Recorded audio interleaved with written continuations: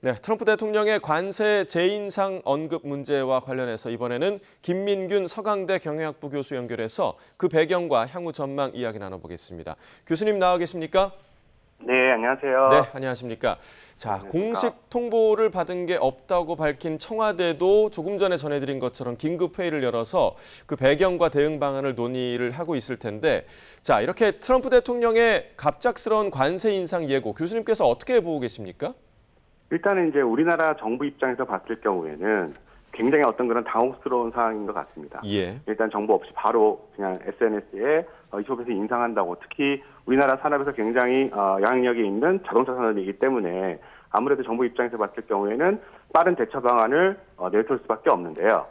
네, 그런데 이제 미국 입장에서 봤을 경우에 지금 공식적인 어떤 그런 명분은 한국 국회의 어떤 그런 무역 합의 비중 미이행입니다. 즉 법안이 처리되지 않았다라는 것은 일단은 합의가 끝난 후에 지금 우리나라의 어떤 그런 후속 조치, 그다음에 어떤 그런 계획의 실행 자체가 너무 천천히 가고 있다라는 어떤 그런 불만스러운 어떤 그런 행태를 보여주는 것이고요. 예. 그리고 빨리빨리 진행을 함으로 인해서 트럼프 대통령 입장에서 봤을 경우에는 관세 어떤 그런 협상의 성과가 확연히 드러나서 그것이 어떤 그런 미국 경제에 긍정적인 영향을 줄 수 있는 어떤 그런 부분들을 바라고 있다라는 부분이라고 생각이 듭니다. 예. 그리고 또 한 가지 이슈는 아무래도 다른 나라라든가 우리나라 마찬가지겠지만 여러 가지 어떤 그런 압박을 함으로 인해서 좀 어떤 그런 푸시를 함으로 인해서 빠르게 모든 투자들이 실질적으로 진행이 될 수 있게 그런 면들을 유도하는 어떤 그런 전략적 행태라고 생각이 듭니다. 예. 자, 그리고 지금 말씀해주신 여러 가지 요소들 이외에도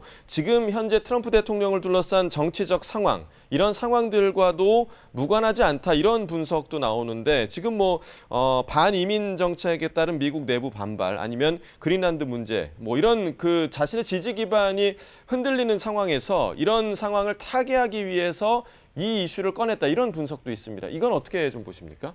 네, 맞습니다. 일단 첫 번째 이슈는요, 미 연방대법원 관련해서 상호관세 적법성 판결입니다. 그러니까 이 지금 판결이 아직 지연이 되고 있거든요. 예. 그래서 일단은 트럼프 대통령 입장에서 봤을 경우에는 여러 가지 관세 협상을 통해서 좋은 성과가 나오고 좋은 결과물이 나와야지 어떤 그런 판결에 긍정적인 영향을 줄 수 있다. 즉 다시 말하면 본인한테 어떤 그런 유리한 판결이 나오기를 기대하게 되는 것이죠. 그래서 위법하다는 어떤 그런 판결이 나오지 않고 관세의 어떤 그런 명분이 이거는 우리 미국을 위해서 본인이 어떤 그런 협상을 한 것이고 법적으로도 효력이 있다라는 부분들을 확실하게 강조를 하고 싶어하는 거고요. 그 두 번째로는 아무래도 여러 가지 그린랜드라든가 어떤 그런 이민 정책도 마찬가지고 관심을 돌리기 위해서는 어떤 그런 경제 성과야말로 최고의 어떤 그런 대통령 입장에서 봤을 때는 좋은 성과거든요. 예. 그리고 그리고 또 한 가지 이슈는 이제 중간 선거도 있고요. 일단은 경제가 안정이 되고 활성화되고 여러 가지 관세의 어떤 그런 긍정적인 부분이 경제에 긍정 영향을 주고 있다고 미국 국내에서 어떤 그런 증거라든가 어떤 그런 확실한 정책적으로 성과가 나왔을 경우에 그런 부분들을 확실하게 보여주고 싶어 하는 거고요. 또 그런 면에서 트럼프 대통령이 계속 페드의 어떤 그런 이자를 낮춰라, 약간 그런 부분에 있어서 경제를 계속 활성화시키자는 어떤 그런 의도가 다분하게 보이고 또 그런 부분들이 본인의 어떤 그런 정치적 입지를 강화할 수 있다는 그런 측면의 방법론으로 생각이 듭니다. 예. 그런데 이 관세 문제와 연결된 다른 나라들도 상당히 좀 많지 않습니까? 그런데 그렇죠. 왜 그러면 한국이었을까? 이 쿠팡 문제와 또 연결지어서 생각하는 분들도 있더라고요. 예. 그렇죠. 이번에 이제 우리 김인석 총리님께서 방미를 하셨을 때 부통령하고 이제 얘기를 했습니다. 그래서 이 쿠팡 관련해서 당연히 우린 차별은 없다. 여러 가지로 이제 얘기를 설명을 하신 것으로 알고 있습니다. 그런데 일단은 이제 미국 입장에서 봤을 경우에는 쿠팡이 어떤 그런 차별이라든가 어떤 그런 이슈에 대해서 불이익을 받는 것을 어떻게 지적을 하는 것이고요. 그 두 번째 이슈는요, 우리가 이제 관세 협상을 했을 때 이슈가 됐던 것 중에 하나가 디지털 상법, 정보통신망법 관련해서 온라인 플랫폼 규제라든가 구글, 애플 이런 미국 기업 관련해서 여러 가지로 이슈가 됐습니다. 그래서 이제 그런 부분에서도 우리 협상이 다 진행이 된데도 불구하고 이 부분은 우리나라에서 왜 해결을 안 하느냐. 이런 어떤 입법적인 이슈도 있고 또 쿠팡 이슈도 있고 해서 이런 부분에 대해서 후속 조치를 우리가 취하지 않고 있다라는 부분에 대해서도 거기에 대한 불만도 어떤 그런 트럼프 대통령의 어떤 그런 관세라든가 아니면 미국 부통령의 어떤 그런 회담에서도 아마 충분히 우리나라에 이제 전달을 하려고 노력을 한 듯합니다.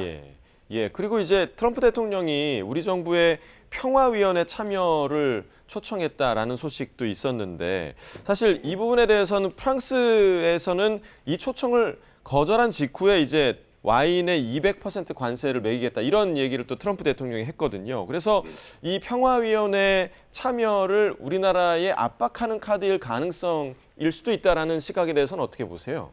아무래도 이제 트럼프 대통령 입장에서 봤을 경우에는 이게 지금 평화위원회 관련해서도 그렇고 비용 청구거든요. 그러니까 평화의 회원국에 들어와서 한 뭐 10억 달러 정도의 어떤 그런 규모의 기여금, 그러니까 얼마만큼 기여금을 낼 수 있느냐 약간 그런 부분에 대해서 압박카드로 어떤 그런 관세 자체도 굉장히 활용을 하고 있는 부분으로 판단이 됩니다. 그래서 관세라는 어떤 그런 경제적인 어떤 그런 제재를 함으로 인해서 여기 참여하고 뭐 기여금도 내고 그 또 한 가지 정치적으로는 뭐 경제적으로 어떤 그런 기여금 어떤 분담 요구도 있겠지만 정치적으로는 어떤 그런 미국의 우방이라든가 어떤 그런 옆에 서서 같이 서서 어떤 그런 평화위원회 참여를 독려하는 그런 압박카드로 관세를 트럼프 대통령이 적극적으로 활용을 하고 있는 것이죠.